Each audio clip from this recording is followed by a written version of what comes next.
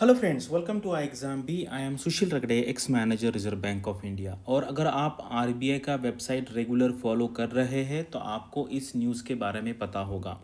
तो ये है WMA, ways and means advance. तो ये क्या होता है? मान लीजिए आपका एग्जाम्पल लेते हैं। मान लीजिए आप है, आपका बैंकर SBI है।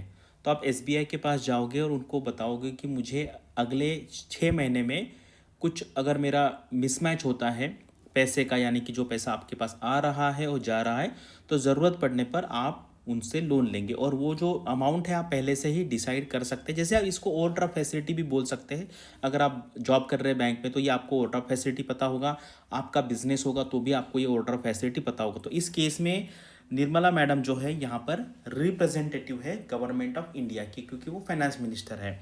और संजीव मल्होत्रा सर जो है वो है आरबीआई के गवर्नर, यानी कि वो आरबीआई के रिप्रेजेंटेटिव है।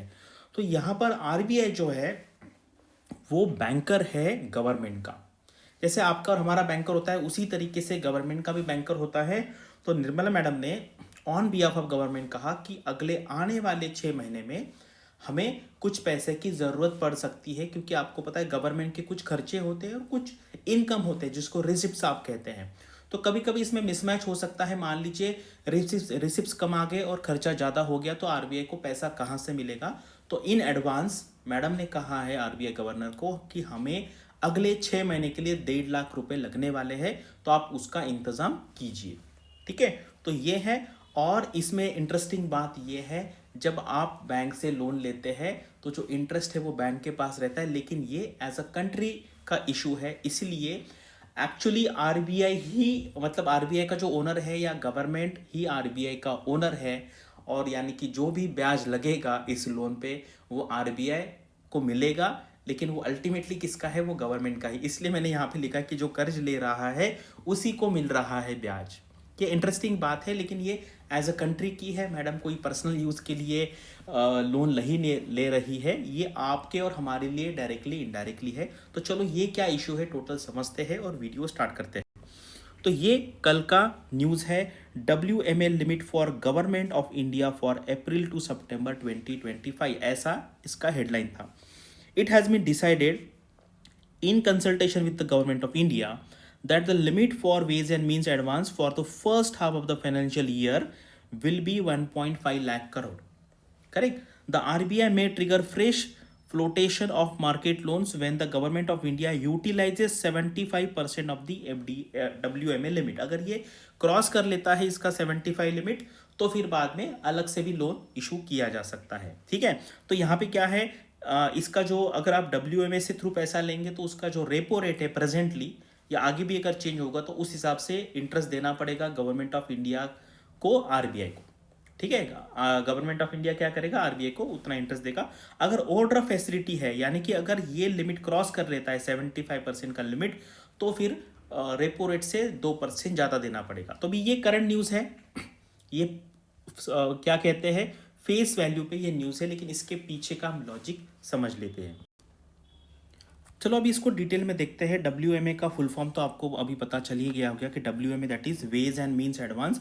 डेफिनेशन एंड पर्पस क्या है? Ways and means advance are temporary loan facilities provided by the RBI to the government to meet short term mismatches between its receipts and payment. ये important है यहाँ पर। ये short term का मतलब है ये 90 डेज के लिए होता है। ठीक है, this mechanism helps in managing the cash flows of the government effectively, ensuring that the government operations do not suffer due to cash shortfall। यानी कि किसी की सैलरी देनी है या कोई भी काम स्टार्ट करना है तो उसके लिए पैसे कम पड़े, ऐसा नहीं होना चाहिए।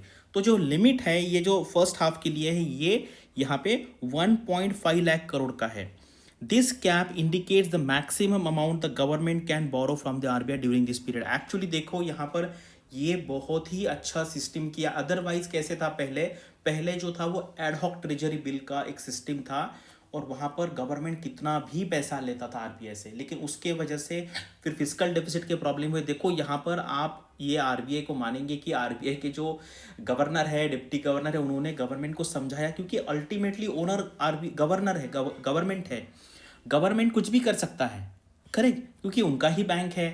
और वो जितना चाहे पैसा ले सकते, लेकिन आरबीआई ने पूरा प्रॉपर एक सिस्टम बनाया, उसके थ्रू ये मैकेनिज्म किया। अदरवाइज पहले जो एडॉक ट्रेजरी बिल था, वो सिस्टम था, वो काफ़ी डेंजरस था ओवरऑल इकोनॉमी के लिए। चलो अभी देखते हो कंडीशन क्या है। The RBI may initiate the market loans if the government utilize 75%। तो जैसे आपने स्टार्टिंग में देखा कि ये 75% का लिमिट क्रॉस होता है तो फिर अलग से लोन भी ले सकते हैं, correct. This act as a threshold to reassess the government's cash needs and the possibility of tapping into public market for additional funds। अभी ये क्या है, इसके लिए कोई गवर्नमेंट सिक्योरिटीज इशू नहीं होती है। ये सिंपल सा एक ओवरड्राफ्ट फैसिलिटी आप पकड़ सकते हैं, या एक डायरेक्टली आरबीआई का जो पैसा है खुद का, वो उसको लोन के लिए एज अ लोन देते हैं।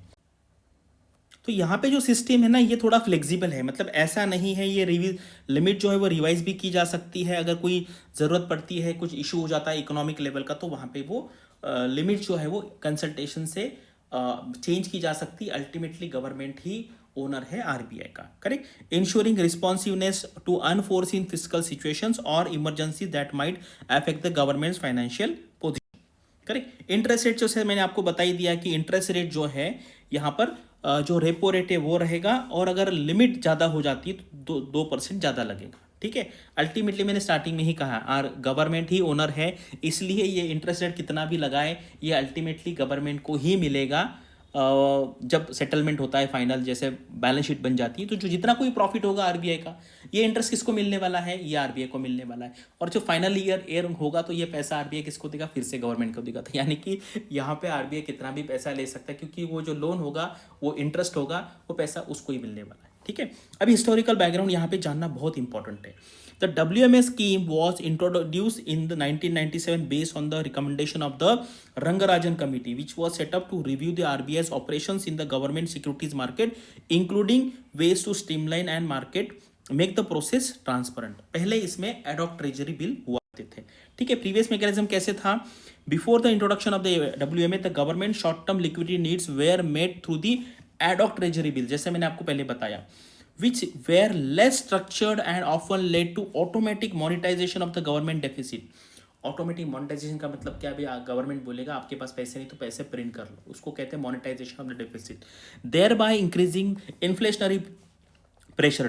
WMA replaces this system with a more formalized and controlled mechanism to manage short-term funding needs of the government। Otherwise government जितना चाहे उतना पैसा लेता था आरबीआई से। अगर आरबीआई के पास पैसा नहीं होता था तो गवर्नमेंट बोलता था भाई आप प्रिंट करो और हमें दे दो, उसको कहते हैं मोनेटाइजेशन ऑफ द डेफिसिट।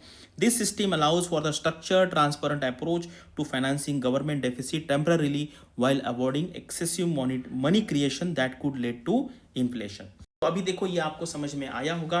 अगर आपको ऐसे ही बहुत सारी बातें हैं डिटेल में सुनना है, पढ़ना है, तो अभी हमारा बैच ये कुछ दिन पहले स्टार्ट हुआ है। इसके स्ट्रैटेजी के क्लासेस इनिशियली कुछ 8-10 क्लासेस स्ट्रैटेजी वाले होते हैं, अभी पढ़ाना यहाँ पे स्टार्ट हुआ है, तो आप यहाँ पे ज्वाइन कर सकते हैं। अभी इसका एक इंट्रो क्लास है, यानी कि जब बैच चालू हो गया बीच में कुछ लोगों के क्लासेस मिस हो गए होंगे, तो इस क्लासेस में आके अब आपके डाउट्स पूछ सकते हैं। तो इसका भी लिंक मैंने यहाँ पे कमेंट सेक्शन में दिया है, तो आप वहाँ पे जाके वो लिंक क्लिक करके वहाँ पे रजिस्टर कर सकते हैं। आप कमेंट सेक्शन में पूछ सकते हैं, या हमारे जो नंबर है वेबसाइट पे वहाँ से भी हमको कांटेक्ट कर सकते हैं। तो ये WMA का कंसेप्ट आपको समझ में आया या नहीं आया, कमेंट सेक्शन में बताइए। अगर आपको इससे रिलेटेड कोई भी क्वेश्चन है तो आप वहाँ पे पूछ सकते हैं। Thanks for watching this video and all the best for your studies and upcoming examinations.